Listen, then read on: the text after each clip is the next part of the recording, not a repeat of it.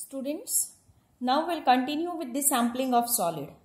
In previous lecture of sampling of solids, we have discussed the introductory part and then we have discussed about the size reduction of the solid samples. Now, we are going to discuss the actually equipment and methods used for sampling of solids. Now, whenever we are going to study this equipments and method, at that time, very first, we have to discuss about the types of solids. Why we are going to discuss this types of solids? Because the methods and equipments which we are going to use, that will depend on this type of solid. So, solids are broadly divided into two types. One is known as a compact solid and other is known as a particulate solid. So very first we'll discuss about the compact solid. As name indicates, compact solid consists of various forms of solids such as broken chunks of an original solid, a resolidified molten material, amorphous material of variety of hardness, semi-finished products in continuous forms such as threads, wires, rods, strips, sheets, etc. Materials compacted in bales, natural deposits on soil, solids in boxes or in any other containers, and so on. So, these are the different compact solid which are available in different forms. So, compact solid is, you can consider as a complete chunk or material of solid. Now, second type, as I have told you, second type is a particulate solid. What is exactly mean by this particulate solid? That I'll tell you. Particulate solids are generally in dry and free-flowing form, or you can say that in powdered or granular form. So, they may be packed in drums, cans, bags or any other containers, or may be collected from conveyors, free-flowing streams, in a pile on the ground or in a bin or in a railway cars or trucks or hold on a ship and so on. So these are, you can consider as a different forms of particulate solid. So hope that you got the difference between compact solid and particulate solid. So compact solid is a, you can consider a solidified material, while particulate solid is a material which is present in a free-flowing or in a powdered form. Now, definitely the two solids are different. So, different equipments and methods are used for sampling. So, very first, we'll discuss the methods and equipment used for compact solids. Okay, compact solid. Very first material which is, or you can say that the equipment used is known as a auger sampler. So this is just a schematic diagram for the auger sampler. Very first I'll tell you about this. This is a sampler which is nothing but just like a small helical screw having a diameter of near about 4 centimeter. This is a minimum diameter with T-shape handle. So you can see this T-shape handle and just it is a helical screw. It is turned into the material and then pulled straight out. The material is then scraped off with spatula or other suitable tool.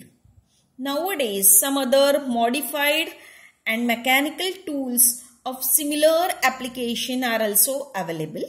So, for that we can give the example like hand drill, post hole rigger, hand chisel, etc. works in the same manner as that of auger sampler. So auger sampler is nothing but a helical screw, and which is turned into the material by using this T-shaped handle, and then just you have to pull it out, straight out, so that the material will come out with it. So this is very simple. Still this method is used, that is the sampling by using auger sampler, because it's very simple. Manually you can use, and you can use it anywhere. That means you can use it as its end is sharpened. So you can use it for the very hard material or even for the soft material. Now next is your tube sampler. So this is again a schematic diagram for the tube sampler.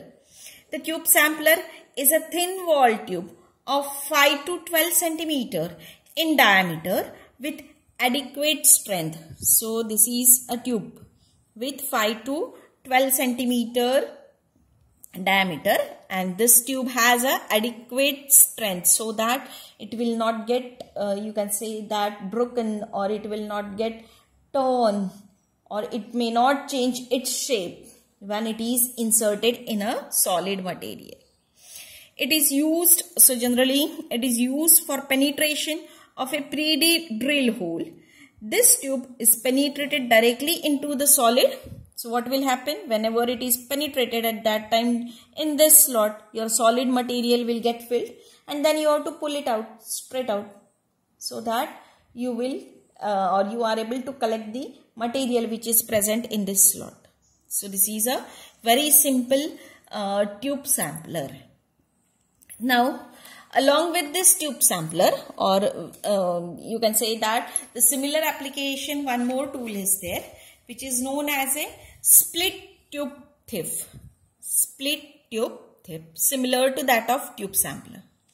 So this is a tube with slot running through the entire length of the tube. The end of the tube is sharpened. So you can see the difference between tube sampler and split tube thief.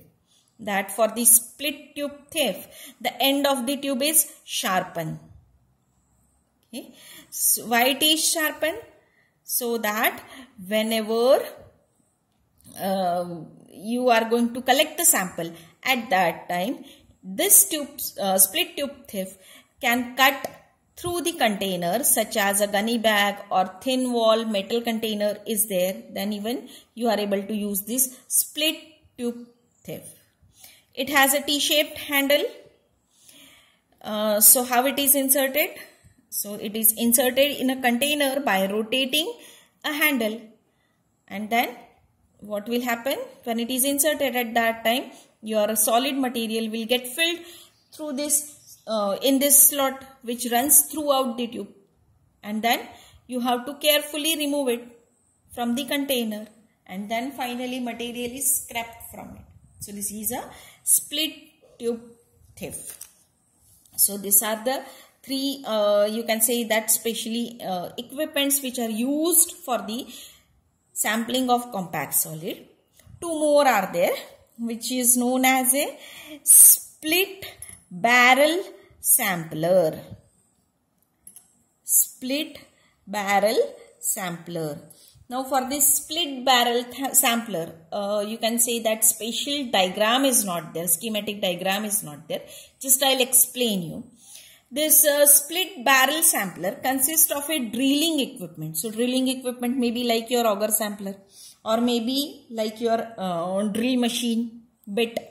Okay, so it consists of a drilling equipment as well as a barrel which is used for the collection of the sample. Hence it is known as a split barrel sampler. The drilling equipment used should provide a clean hole to permit a driving of sampler to obtain an undisturbed sample. The driving head should be made up of hard steel. So it's compulsory that whenever you are going to use the driving head, it must be made up of strong, or you can say that hard steel. The split barrel should be at least 45 centimeter long, so that you are able to collect the desired quantity of the sample. Finally, when the sample is collected at that time, the barrel is detached from the coupler and then the sample is collected. So this is a split barrel sampler. One more is there, which is known as a geosampler. So geosampler is used for the collection of samples from the planetary rocks. So it has a special application. By using this geosampler, as it is specially used for the sample collection from the planetary rocks. So the material may be available in any form, or you can say that of material may be available of varying hardness. So the equipment consists of a precursor drills, lazy long backholes, helical conveyor drills, conical arbiting sieve cones, which size sorts at the point. Okay, so material sample includes, that means you are able to sample the material, will includes the rubble, loose and cohesive soil, compacted fine particulates, and even fine dust and hard rocks. So this is about the equipments which are used for the sampling of compact solids. Now next we are going to discuss the methods and equipments which are used for the sampling of particulate solid. So now we are going to discuss the sampling of particulate solids. Now particulate solids, as I have told you, the solid materials which are present in a powdered form or may be present in a granule form, which may be packed in any container, gunny bags, or you can say that may be passing through the belts, conveyor belts and so on. So for the particulate solid, a special type of instrument is used which is known as a concentric tube thief. Now this concentric tube thief consists of two tubes which are fitting closely inside, that is one tube is fitted closely inside the other tube. Now both these tubes have holes. The inner tube can be, you can say that, rotated, okay, by using this handle. Okay, so when you are going to rotate the inner tube, at that time the holes will close or open. Just like you can consider your talcum powder bottle. When we are going to rotate the upper, you can say that, lid, at that time holes are open. When we are going to rotate in opposite direction, the holes are closed. So same way, there are the two tubes which are closely, you can say that, placed or fitted on one another, and they have holes at particular position. So when you are going to rotate the inner tube, at that time the holes can be open or can be closed. Okay, one more thing is there, that is the outer tube has a sharpened end.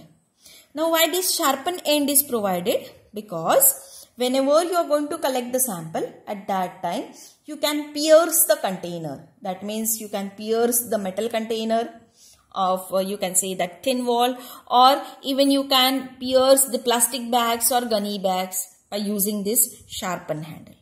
Now how it works, that I'll tell you.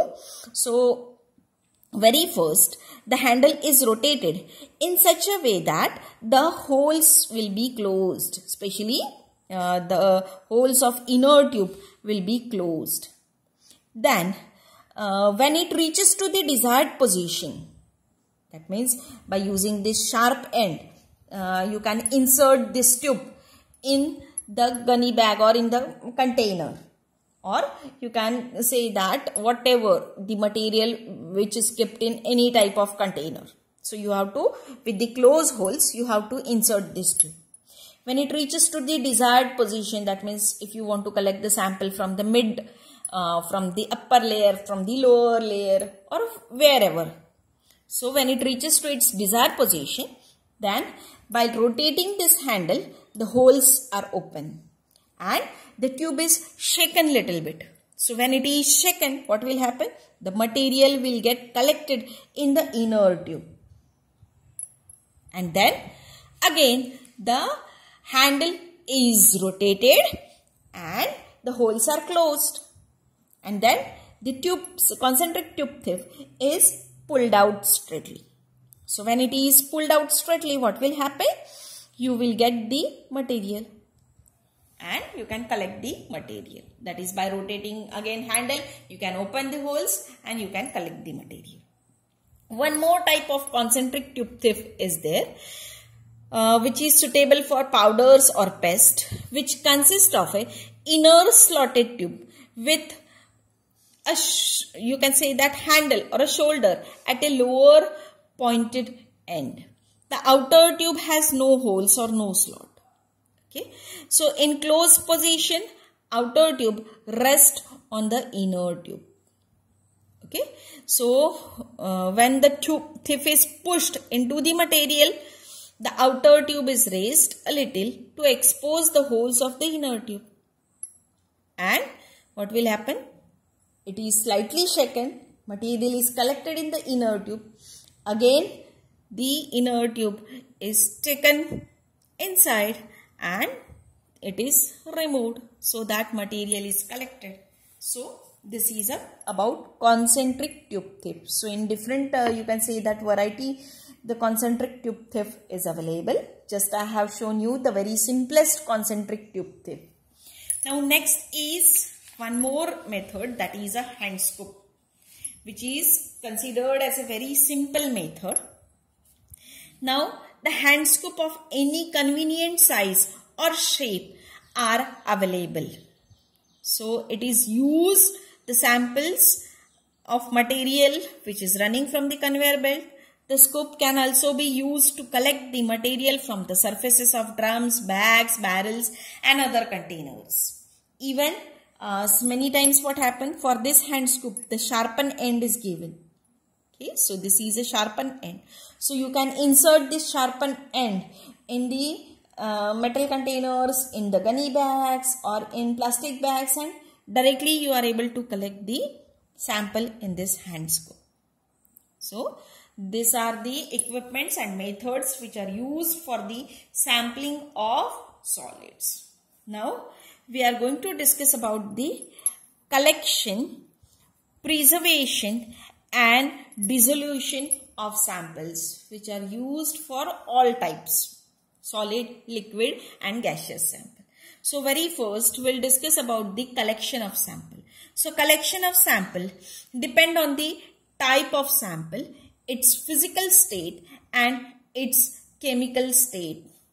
So whether it is solid, liquid or in gaseous state, depending on that different methods we have discussed already. So that are used. Especially the chemical state is also checked. So whether it is poisonous, non-poisonous, whether it is hot, whether it is too cold. So that is also checked, and according to that the sample is collected. One more thing, in case of especially solid samples, whether it contains the very hard solid, you can say that powdered material. So depending on that, again the methods are different. Okay, so different methods are used. Now next, along with the, already we have discussed the collection methods. Now next we are going to discuss about the preservation of this material. Now if your sample material is gaseous in nature, then generally it is immediately analyzed. Why? Because there are more chances of gaseous material to get contaminated. So therefore generally the gaseous sample is immediately analyzed. But sometimes if it is not possible to analyze the gaseous sample, then the gaseous sample is trapped in a particular container or trapped in a particular solutions. That means it is passed through a particular solution. The gas will trapped in that solution and it may get converted into some another form like precipitate, or may get dissolved in that liquid. So in this way the methods are used, but generally it is analyzed simultaneously. Now about the solid and liquid samples, the preservation becomes important. So you can say that some conditions are there. So very first condition is that when the sample is to be preserved, it should be able to retain its chemical and physical properties. So if it is present in a solid form, it should remain in a solid form. If it is present in a liquid form, then it should remain present in a liquid form. It should not get converted into solid form or liquid form or gaseous form like that. So its chemical and physical properties must be, you can say that, preserved. It should not react with the environment, even not with the material in which it is packed, okay, or in which it is placed. So that precaution also you have to take. The next condition is that the component of sample should not react with themselves. Many times what happens, the wall of the container may act as a catalyst, and the components present in the sample may get reacted with each other. So such things should not be happen. Okay. Then composition of sample should not be changed due to the physical properties like volatilization, freezing, or liquefaction, or any other type. So this all conditions, or you can say that all precautions must be taken when you are going to preserve the sample. Okay. And finally, we have to discuss about the dissolution of sample. So especially dissolution of solid samples we are going to discuss, because a dissolution of liquid and gaseous sample is not necessary. So for analysis, dissolution of solid sample is necessary, because whenever you are going to analyze the solid, at that time we are going to use the number of methods like gravimetric method or instrumental method, volumetric method. But for that all methods, it is required that solid must get converted into liquid form. So therefore dissolution of solid sample is necessary. Now for the dissolution, dissolving agents are used. So dissolving agents which are used for the dissolution of sample, they should dissolve the solid sample completely. The dissolution agent should not interfere with the possible measurements. Okay. The dissolution process accompanied by heating. So whenever you are going to do the heating, the volatilization of component should not occur. That means whenever you are going to, you can say that going to liquefy it, at that time it may happen that some components may get volatilized, and that you are not able to detect. So different dissolving agents are used. Very simplest one I would like to share some examples. That is, HCl is considered to be excellent solvent for the metal oxides, but sometimes it forms volatile metal chlorides. So what will happen? Whenever you are going to add HCl, the metal chlorides are formed, and that metal chlorides will get evaporated. So we are not able to detect such metals which are present in the sample. So HCl is considered to be very best, but sometimes this problem may arise. HNO3, that is nitric acid, dissolves most of metals, but if chromium and aluminium is there, then you are not able to use the nitric acid, because it is not able to dissolve these metals. Okay. H2SO4, that is sulfuric acid, dissolves or decomposes most of organic compounds on heating and has a high boiling point. So you are able to use the H2SO4. That means HCl, H2SO4, HNO3, all you can use. Okay. If these three individual acids are not able to work, that is, these three individual acids are not able to dissolve your solid, then you can use the mixture of solid like aqua regia. So it is used for oxidizing and dissolving action. Along with this, you can use the perchloric acid as oxidizing agent. But it is, you can say that it is concentrated, that is, it's explosive. So therefore, everywhere we can't use. Even we can use HF, that is hydrofluoric acid, for the dissolution of especially silicates. So these are few examples which are used as a dissolving agent. Now, though these are the dissolving agent, but sometimes it may happen that if we are going to use such agents, then high, that means a dissolving agent, at that time a very high temperature is needed. So every time the use of that very high temperature is not feasible. So for dissolution or for decomposition, the flux are used. So now we will discuss about the decomposition by flux. Now what is this flux? That I'll tell you. Especially this is used for the dissolution of solids. So flux are the materials which are thoroughly mixed with the solid, and then they are filled in a crucible. The crucible should be half filled and covered, and then this crucible is heated. Heating must be done slowly, only at required temperature. Now what is this flux? Flux are the acidic or basic materials. So if your sample is acidic in nature, okay, then it is treated with basic flux. If your sample is basic in nature, then it is treated with acidic flux. Okay, so vice versa condition must be maintained. Now examples of acid flux are pyrosulfates, acid fluorides, etc. While basic flux are carbonates, borates, hydroxides, peroxides, etc. So what you are going to do? You are going to mix the sample with this flux, and then you are going to fill this material in a crucible.